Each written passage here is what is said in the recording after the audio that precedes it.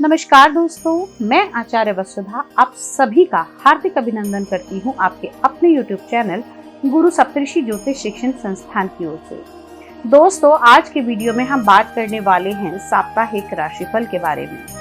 कैसा रहेगा 22 अगस्त 2022 से लेकर 28 अगस्त 2022 तक का ये सप्ताह ग्रह गोचर की दृष्टि से आपकी राशि के लिए। सबसे पहले जान लेते हैं कि कौन कौन से विशेष व्रत, पर्व और त्योहार इस सप्ताह आने वाले हैं। सबसे पहले अगर हम बात करें तो 23 अगस्त 2022 को अजा एकादशी का व्रत रहेगा। उसके बाद में 24 अगस्त 2022 को प्रदोष का व्रत होगा।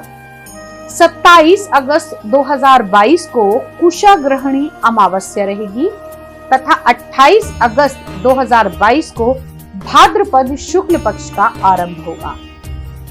साथ ही साथ अगर हम बात करें तो चंद्रमा का राशि परिवर्तन होता रहता है। चंद्रमा इस सप्ताह राशि का भ्रमण करेंगे मिथुन राशि, कर्क राशि और सिंह राशि में। आइए अब जान लेते हैं कि विशेष ग्रहों का क्या गोचर रहने वाला है इस सप्ताह में। इस सप्ताह राहु मेष राशि में विराजमान रहेंगे, मंगल वृषभ राशि में, चंद्रमा इस सप्ताह मिथुन राशि, कर्क राशि और सिंह राशि में गोचर भ्रमण करेंगे। जैसा कि हम हर बार बताते हैं कि चंद्रमा हर 2.25 दिन बाद अपना राशि परिवर्तन कर लेते हैं। उसके बाद में शुक्र आपके चतुर्थ भाव में यानी कि कर्क राशि के अंदर गोचर करेंगे, सूर्य सिंह राशि में गोचर करेंगे, बुध उच्च के होकर कन्या राशि में विराजमान रहेंगे, तुला राशि में केतु का गोचर रहेगा तथा शनि अपनी ही राशि यानी कि मकर राशि के अंदर विराजमान रहेंगे वक्री स्थिति में। वहीं देवगुरु बृहस्पति मीन राशि के अंदर गोचर भ्रमण करेंगे जो कि उनकी स्वराशि है। तो ये तो रहा ग्रह गोचर। अब जान लेते हैं कि इस ग्रह गोचर का आपकी राशि पर क्या प्रभाव पड़ने वाला है आज के इस वीडियो में। तो आइए अब बात करते हैं मीन लगन वाले जातकों के बारे में। सबसे पहले जान लेते हैं ग्रह गोचर की स्थिति के मीन लगन वाले जातकों के इस सप्ताह क्या रहने वाली है ग्रहों की स्थिति। सबसे पहले अगर हम बात करें तो मीन लगन यानी आपके लगन के स्वामी देवगुरु बृहस्पति आपके लगन में ही विराजमान है। राहु का गोचर रहेगा आपके दूसरे भाव यानी कि आपके कुटुंब के भाव में, मंगल आपके तीसरे भाव में गोचर भ्रमण करेंगे, चंद्रमा आपकी कुंडली में इस सप्ताह चतुर्थ भाव, पंचम भाव और छठे भाव के अंदर गोचर भ्रमण करेंगे। शुक्र का गोचर रहेगा आपके पंचम भाव में, सूर्य स्वराशि के होकर आपके छठे भाव में विराजमान रहेंगे, केतु का गोचर रहेगा आपके अष्टम भाव में, वहीं शनि आपके एकादश भाव में गोचर भ्रमण करेंगे। तो आइए अब जान लेते हैं कि इस ग्रह गोचर का आपके जीवन पर क्या प्रभाव पड़ने वाला है, क्या रहने वाली है घटनाओं की स्थिति इस ग्रह गोचर के अनुसार। सबसे पहले ये बता दूं कि आप लोगों की कुंडली में इस समय 3-3 योग बने हुए हैं।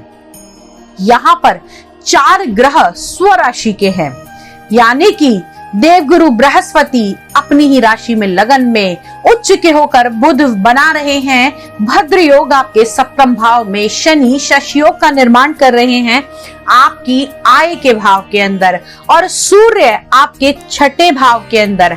हालांकि हम इसे इतना शुभ भाव नहीं मानते लेकिन यहाँ पर सूर्य भी स्वराशि के हैं। सबसे पहले आपकी हेल्थ के बारे में डिस्कस करते हैं। आपकी हेल्थ के स्वामी यानी आपके लगन के स्वामी देवगुरु बृहस्पति आपके लगन में ही विराजमान हैं। कहते हैं गुरु जहां भी बैठते हैं उनके फलों को बढ़ा देते हैं। तो यहाँ पर देवगुरु बृहस्पति का सबसे बड़ा कारक चर्बी इस समय में आपकी हेल्थ में आपके फैट को इंक्रीज करेंगे। साथ ही साथ आप लोगों को अगर इस समय में पल्पिटेशन की प्रॉब्लम रहती है तो थोड़ा आपको ध्यान रखने की आवश्यकता है। हेल्थ की दृष्टि से टाइम पीरियड आपके लिए नॉर्मल ही रहने वाला है। अब बात करते हैं आपके कुटुंब के बारे में। तो आपके दूसरे घर के अंदर राहु का गोचर कहीं न कहीं आपके परिवार वालों से आपको विवादों में डालेगा और साथ ही साथ आपके धन संचय की जो स्थिति है वो भी थोड़ी डगमगाती हुई दिखाई देगी।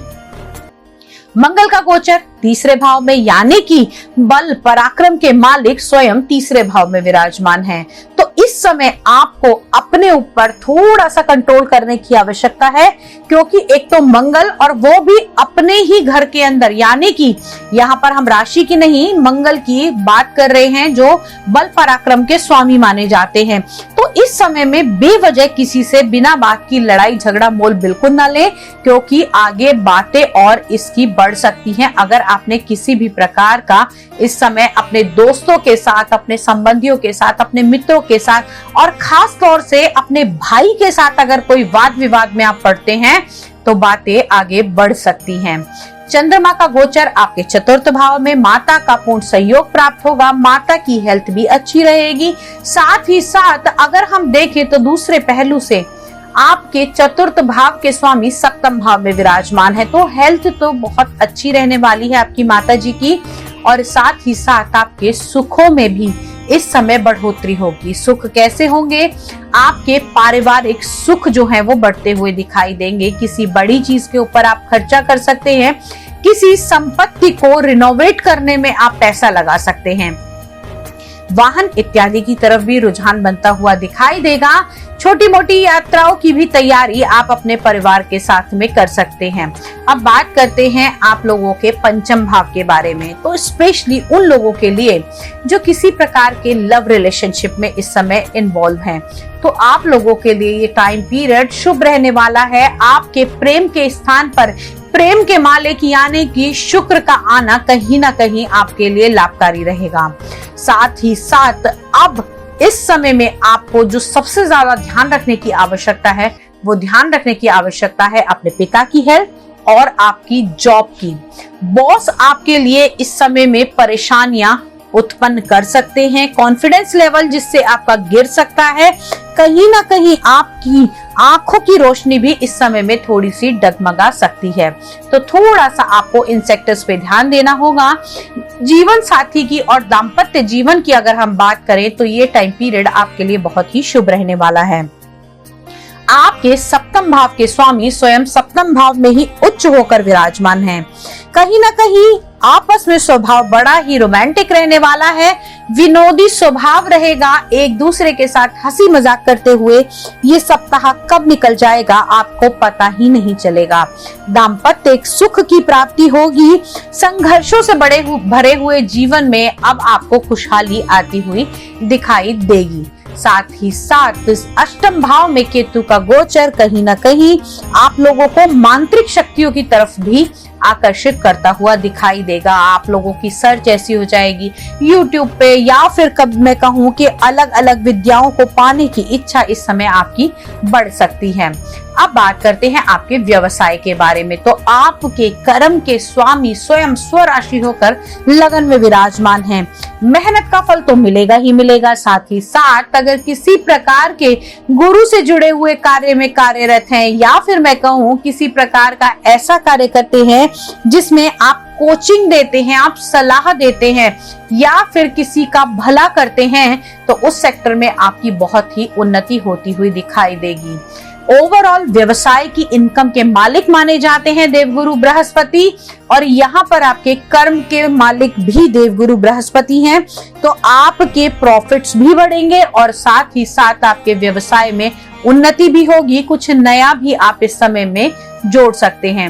ओवरऑल ये सप्ताह मीन लगन वाले जातकों के लिए शुभ रहने वाला है, बशर्ते एंड ऑफ द वीक आप लोग वाटर से होने वाले इन्फेक्शन या फिर किसी ऐसे इन्फेक्शन से जरूर बच के रहिएगा जो किसी दवाई के खाने से साइड इफेक्ट हो जाते हैं। तो दवाइयों को बड़ा सोच समझ के आपको इस समय में खाना है, और कोई भी दवाई आप अपने हिसाब से मत लीजिएगा, क्योंकि एंड ऑफ द वीक यानी कि 27 और 28 तारीख के आसपास आपको ये रिएक्शन होने की संभावनाएं बनती हैं। लकी कलर आप लोगों के लिए रहेगा क्रीम कलर, और लकी नंबर आपके लिए रहेगा नंबर 8। आज के वीडियो में इतना ही। यदि आप अपनी कुंडली का विश्लेषण करवाना चाहते हैं, घर या फैक्ट्री का वास्तु करवाना चाहते हैं, या फिर हमसे एस्ट्रोलॉजी, टैरो कार्ड रीडिंग या फिर न्यूमरोलॉजी सीखना चाहते हैं तो आप डिस्क्रिप्शन बॉक्स में से नंबर लेकर हमें संपर्क कर सकते हैं। अगले वीडियो में आपसे फिर मुलाकात करती हूँ। वाणी को यही विराम देते हुए विदा लेती हूँ। तब तक के लिए जय माँ भगवती।